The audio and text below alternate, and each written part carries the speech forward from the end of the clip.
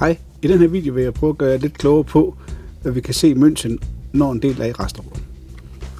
Den første ting her, der kan man se, der er en, der venter på den. Der er en dato, der hedder den 11.7. og den 16.7.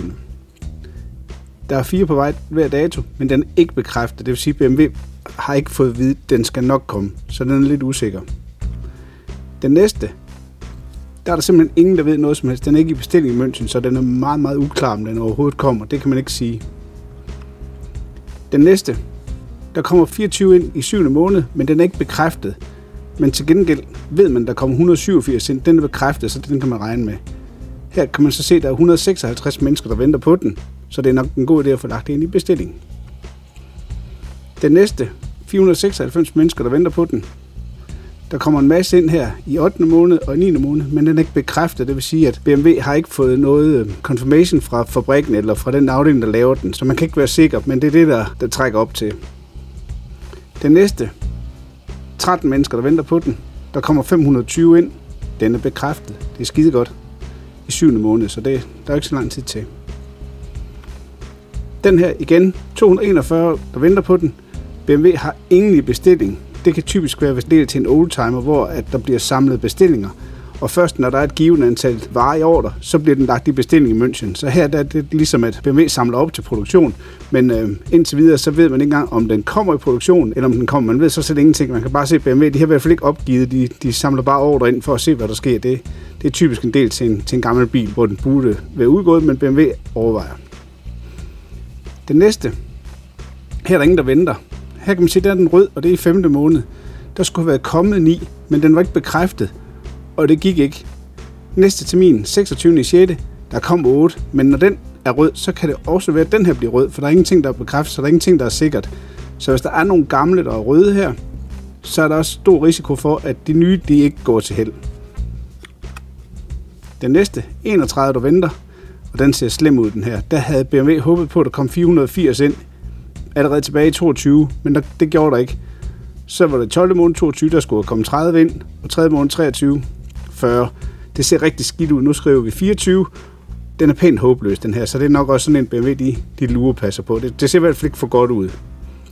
3, som var overskreden, og nu er der ingen ny. Den næste, 346, der venter. Den 9. kommer 5.000 ind. Den er ikke bekræftet, men det er mange, BMW har bestilt, så det er nok en af de rimelig seriøse omkring at skal have fikset.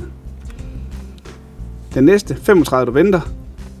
300, der kommer ind, og den er bekræftet. Det er super godt. Det er altid godt, når der er et bekræftet. Og det er så i september måned, så der går lige lidt, inden den kommer.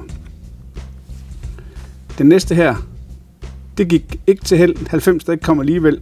Nu er der 90 igen på vej, den 7. Men risikoen for, at det også bliver en rød en, og det heller ikke gik, den er desværre også til stede. Når den ikke er bekræftet, så er det sådan lidt noget at øve. Der er 125, der venter på den, så det er en BMW har fokus på, den skal nok komme, så vi må bare se. Den næste, der er 7, der venter. 36 styks, der kommer ind i 7. måned, det her lige om lidt. Og den er bekræftet, den er rigtig god, den her. Det er jo en af de positive. Altid godt, når der er flueben herude. Den sidste, den 28. 4. skulle komme 3, det gjorde der ikke øve. Der skulle komme 5 i 5. måned, og nu ser vi så 7. måned. Men risikoen for, at den også glipper her i 7. måned, den er til stede. Der er ingenting, der er bekræftet. Og der er en, der venter på den, så man kan ikke rigtig sige noget. Til slut så vil jeg sige, at BMW er faktisk rigtig gode til at få lavet de gamle ting, så det er tit, det kommer. Så det er ikke sådan helt håbløst. Vi oplever faktisk, at lige så tit, som den bliver forsinket, lige så tit kommer den tidligere. Så hvis der er en ting, man gerne vil have, så er det en super god idé, at man lægger sig i kø til den, fordi så kan BMW se, at man gerne vil have den. Fordi at hvis man bare sådan går og lurepasser og kigger lidt, så kommer man i hvert fald ikke med i køen, så mange gange, så lægger man den i kø. Og når det er sagt, her kan man se, at leveringstiden, det er et rigtig godt system, vi kan gå ind og slå op og se, hvordan det går. Men mange gange, så har man den her dialog med jer som kunder, vi siger, jamen den 7. måned og 6. måned og sådan og sådan og sådan, og så siger man kunden, jamen læg den så i bestilling til mig, og så kommer den få dage senere, og det er jo så bare godt, så rigtig tit, så sker det faktisk, at hvis man lægger den i bestilling, og man har snakket om det, så al den snak, der var bundet rundt sådan en lille smule overflødet, fordi den kom faktisk langt hurtigere, end man anede det. Så håber, I kan bruge videoen. Tak for, at I kiggede med.